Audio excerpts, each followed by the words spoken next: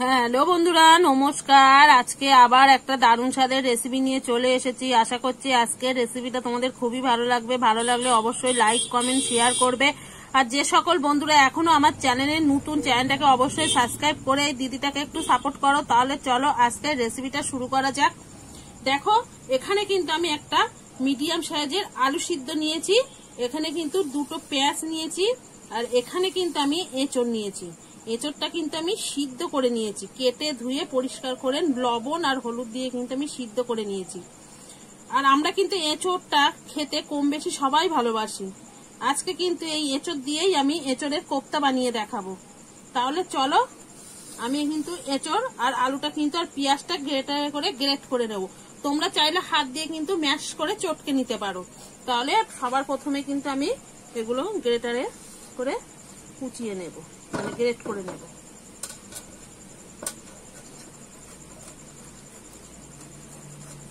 গ্রেটারে কিন্তু এইভাবে গ্রেট করলে কিন্তু বন্ধুরা এঁচড়টা দেখো কত সুন্দর একদম হয়ে যাবে, গোটা গোটা মতো থাকবে, একেবারে কিন্তু খুব মিহি হয়ে যাবে না। হাত দিয়ে চটকালে কিন্তু এরকম কিন্তু পাবে না, একদম তখন কিন্তু কাদা কাদা হয়ে যাবে।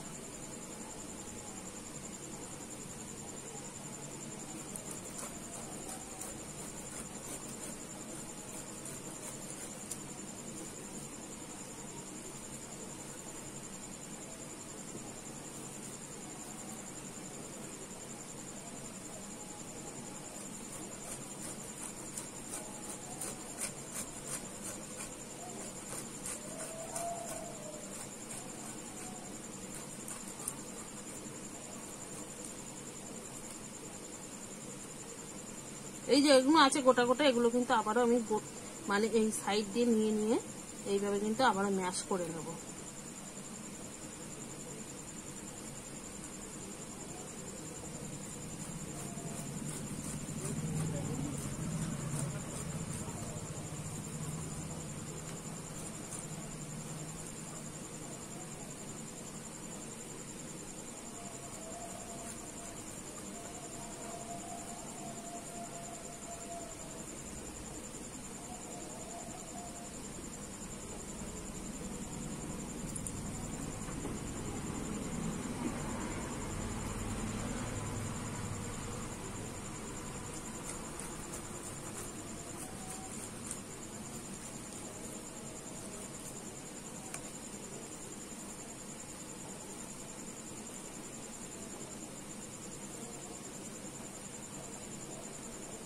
এঁচড়টা তো আমার কিন্তু দেখো আমি কিন্তু সুন্দর করে গ্রেটারে কিন্তু গ্রেট করে নিয়েছি। আর একটু একটু এগুলো মোটা মোটা আছে, আমি মাখার সময় হাত দিয়ে একটু ম্যাশ করে নেব। এবারে কিন্তু আলুটাও একইভাবে গ্রেট করে নেব।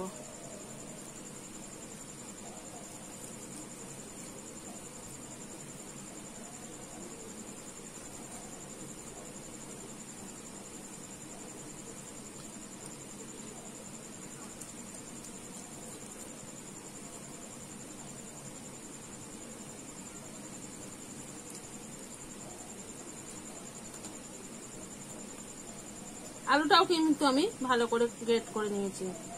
এবারে দুটো পেঁয়াজও কিন্তু এই সঙ্গে একেবারে গ্রেট করে নেব।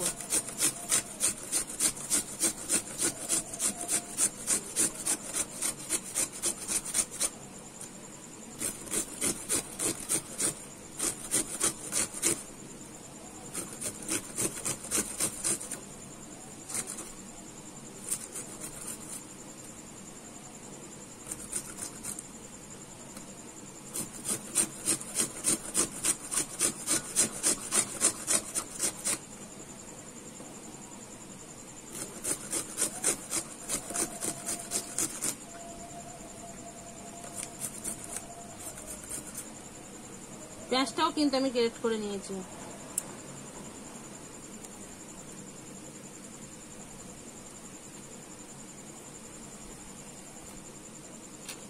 দেখতেই পাচ্ছ সবকিছু কিন্তু আমি গ্রেট করে নিয়েছি।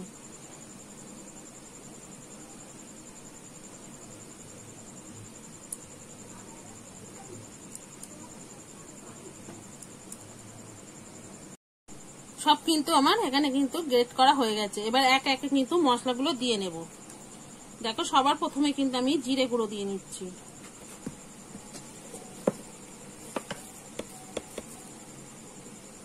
ধনে গুঁড়ো,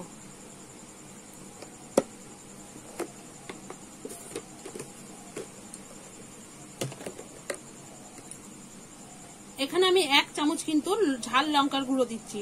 তোমরা যে যেমন ঝাল খেতে পছন্দ করো সেটা কিন্তু ঝালটা কম বেশি করে নিতে পারো।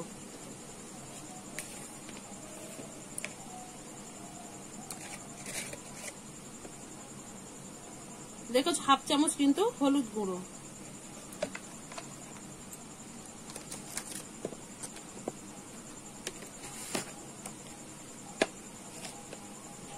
স্বাদ মতো লবণ,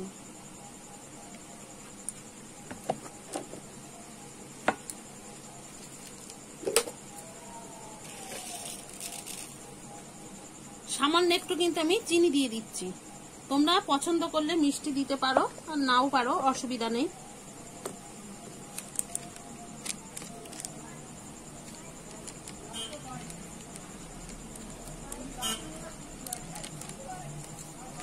গরম মশলা গুঁড়ো,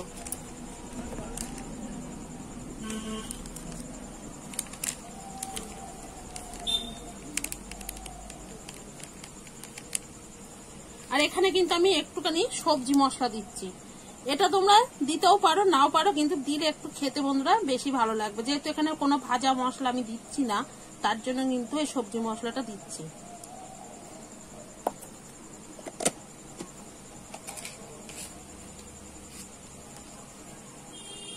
আর 1 চামচ কিন্তু আদা আর রসুন বাটা,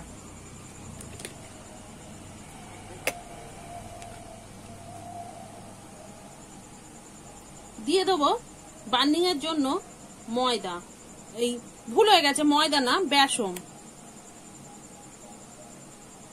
এখানে আমি 3 চামচ বেসন দিচ্ছি। 3 চামচ আমি বেসন দিয়েছি, আর 2 চামচ কিন্তু চালের গুঁড়ো দিয়ে দিচ্ছি। এতে কিন্তু বার্নিংটা খুব সুন্দর আসবে। এবারে কিন্তু আমি সবকিছু ভালো করে মিশিয়ে নেব। আর মেশানোর সময় কিন্তু খুব বেশি কিন্তু আমি চটকে চটকে মাখবো না, সবটার সঙ্গে কিন্তু হালকা হালকা হাতে করে কিন্তু আমি মিশিয়ে নেব। সবকিছু কিন্তু ভালো করে কিন্তু মশলাটা একদম সবার সঙ্গে কিন্তু মিশে যাবে। এরকম নরম হাতে কিন্তু আমি সবকিছু মেখে নেব।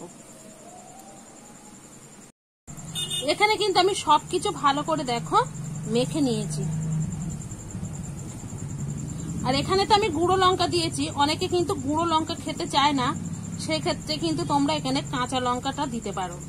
আর এখানে কিন্তু আমি ধনে পাতা দিইনি, তোমরা চাইলে কিন্তু দিতে পারো, কিন্তু ধনে পাতাটা দিলে কিন্তু মানে এঁচড়ের যে স্বাদটা বা গন্ধটা সেটা কিন্তু পাওয়া যাবে না, ওর জন্যই কিন্তু আমি দিইনি। তখন কিন্তু ধনে পাতার একটা গন্ধ আসবে। আমি কিন্তু দেখো ভালো করে কিন্তু সবকিছু মেখে নিয়েছি, দেখে কিন্তু তোমরা বুঝতেই পারছো মাখাটা কত সুন্দর হয়েছে। এবারে আমি হাতটা পরিষ্কার করে ধুয়ে এসে তারপরে কিন্তু কোপ্তাটা গড়বো। আমি কিন্তু হাতটা দেখো পরিষ্কার করে ধুয়ে চলে এসেছি। আর আমি কিন্তু একটু হাতে তেল মেখে নিচ্ছি। আমি এখানে সাদা তেল মেখে নিয়েছি। এবারে কিন্তু কোপ্তাগুলো গড়ে নেব।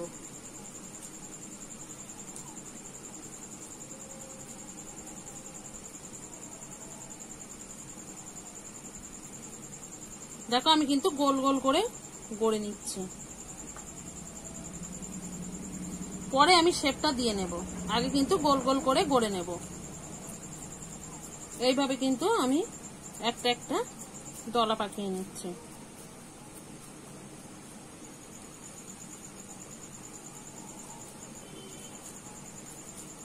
এইভাবে কিন্তু আমি সবগুলোই কিন্তু এরকম গোল গোল করে নেব। কোপ্তাগুলো তো আমি সবগুলো কিন্তু দেখো গোল গোল করে নিয়েছি।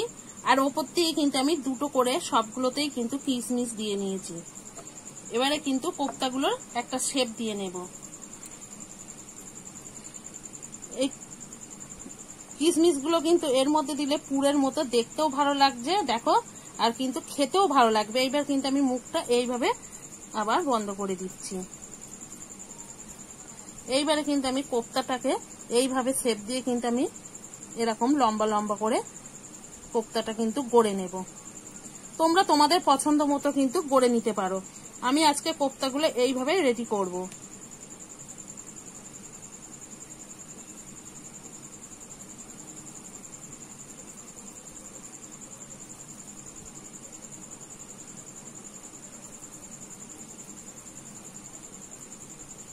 যখন কোপ্তাগুলো মুখে ওই মানে খাওয়ার সময় কিশমিশগুলো মুখে পড়বে বন্ধুরা, খেতে কিন্তু খুবই ভালো লাগবে। এইভাবে কিন্তু আমি কোপ্তাগুলো সব গড়ে নেব। কোপ্তাগুলো কিন্তু দেখো আমার সব গড়া হয়ে গেছে। দেখতে কতটা অসাধারণ লাগছে সেটা বন্ধুরা তোমরা দেখেই বুঝতে পারছো। দেখো এবারে চলো উনুনটাকে ধরিয়ে নেব। উনুনটা ধরিয়ে আমি কিন্তু কড়াই বসিয়ে দিয়েছি।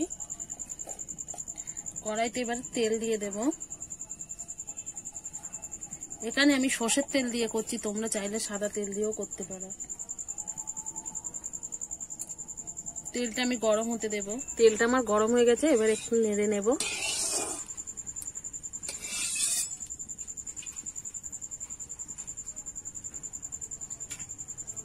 এবারে কিন্তু আমি এক এক করে কোপ্তাগুলো দিয়ে দেব।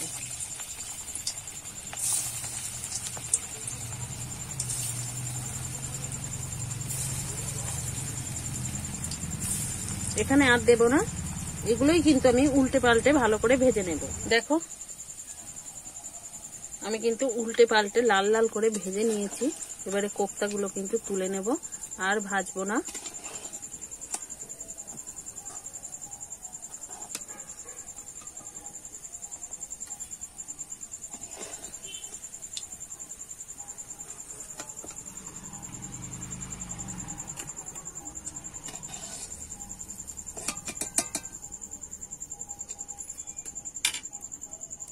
আর যেগুলো আছে সেগুলোও কিন্তু দিয়ে দেবো।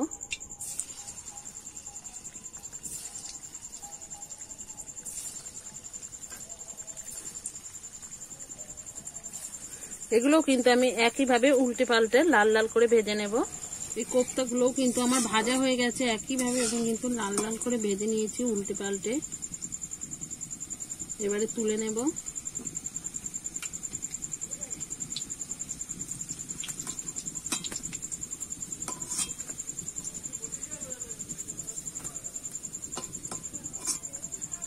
দেখো আমার সব কোপ্তাগুলো কিন্তু ভাজা হয়ে গেছে।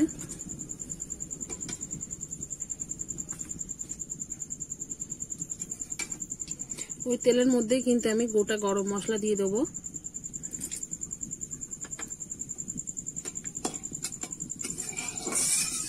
একটু নেড়ে চেড়ে ফোড়নটা করে নেব। এবারে কুচিয়ে রাখা পেঁয়াজটা কিন্তু আমি দিয়ে দেব।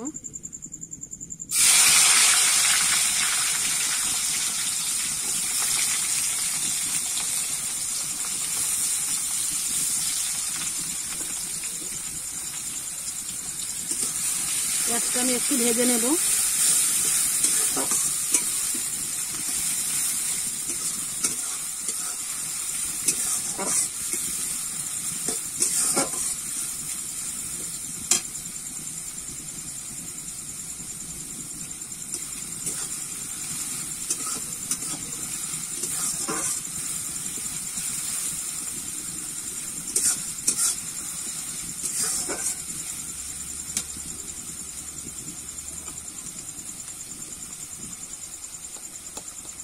এবারে দিয়ে দেবো 1 চামচ আদা আর রসুন বাটা, দিয়ে কিন্তু একটু আবার নাড়িয়ে চাড়িয়ে কষিয়ে নেব।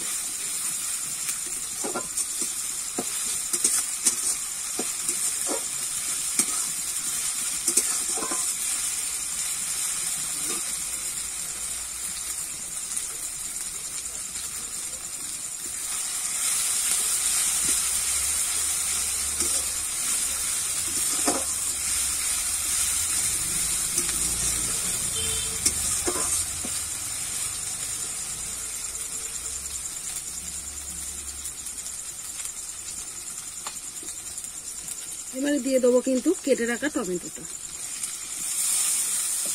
টমেটোটা দিয়ে একটুখানি আমি নাড়িয়ে চাড়িয়ে নেব। একটু ভাজা ভাজা হতে দেবো।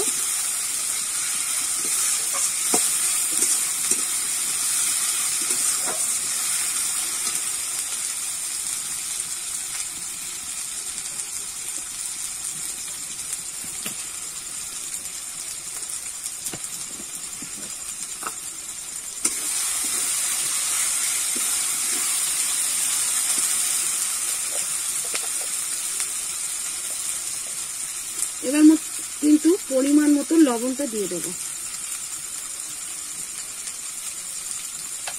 লবণটা দিলে টমেটোটা কিন্তু তাড়াতাড়ি গলে যাবে, ওই জন্য লবণটাকে আমি আগে দিয়ে দিলাম।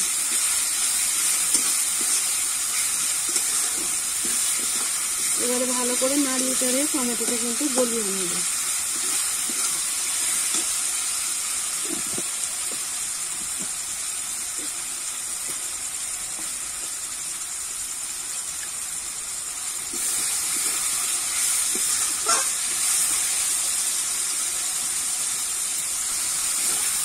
নাড়িয়ে চাড়িয়ে দেখো টমেটোটা কিন্তু ভালোই গলে গেছে।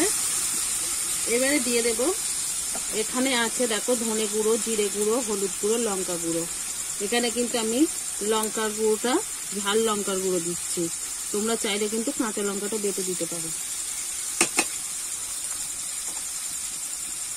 এবারে সামান্য একটু আমি জল দিয়ে দেবো।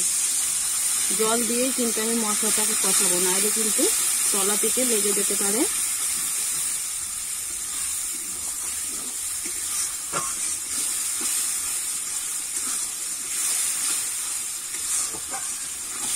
এবারে ভালো করে কিন্তু আমি মশলাটাকে কিন্তু ভালো করে কষিয়ে নিয়েছি। আর দেখো মশলা থেকে কিন্তু তেলটা ছেড়ে দিচ্ছে, তার মানে কিন্তু মশলাটাকে ভালো করে কষানো হয়ে গেছে। এবারে কিন্তু আমি একটু মিষ্টি দিয়ে দেবো। এখানে স্বাদ মতো কিন্তু আমি একটু চিনি দিয়ে দিলাম।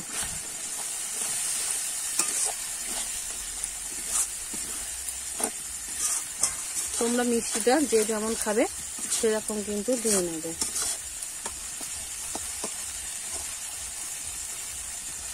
এখানে কিন্তু আমার মশলাটা কষানো রেডি হয়ে গেছে।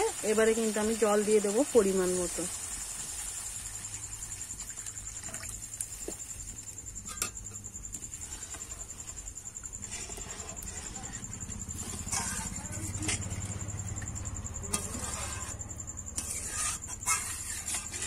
এবারে কিন্তু আমি ঝোলটা ভালো করে ফুটিয়ে নেব।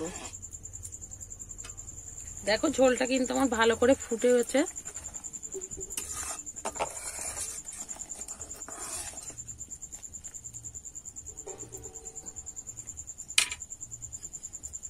এবারে কিন্তু দেখো আমি একটু কাসুরি মেথি আর একটু গরম মশলা দিয়ে দেব,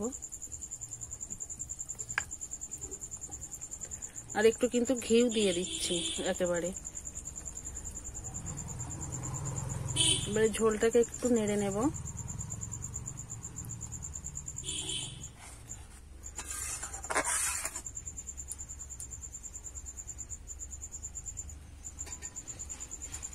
এবারে কিন্তু ভেজে রাখা কোপ্তাগুলো দিয়ে দেব।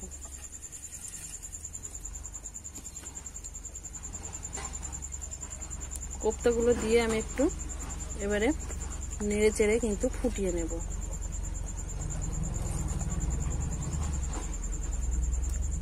এইভাবে কিন্তু আমি 1 মিনিট মতো আস্তে আস্তে নিবো জালে কিন্তু ফুটিয়ে নেব। ফুটিয়ে নিলেই কিন্তু কোপ্তা কারিটা একদম রেডি হয়ে যাবে। দেখো এরকম আস্তে আস্তে কিন্তু ফুটছে।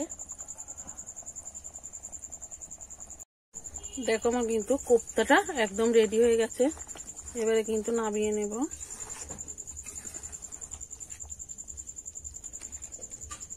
দেখো দেখতে কতটা অসাধারণ হয়েছে। এরকম কিন্তু গ্রেভি থাকতে থাকতেই নামিয়ে নিতে হবে, নিচে রাখলে কিন্তু আর একটু বসে যাবে।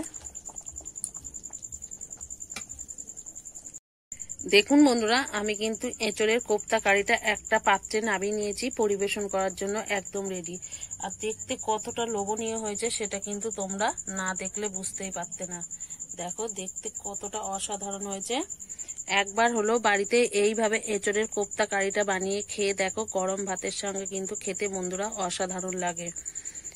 আর বাড়িতে বানালে অবশ্যই কমেন্ট বক্সে কমেন্ট করে জানাতে ভুলবে না কেমন লেগেছে খেতে। তাহলে আজকের মতো রেসিপিটা এখানেই শেষ করছি। আবার নতুন কোনো রেসিপির সঙ্গে দেখা হবে। ততক্ষণে ভালো থেকো, সুস্থ থেকো, সাবধানে থেকো, আর অবশ্যই বাড়িতে একবার বানিয়ে খেয়ে দেখতে পারো।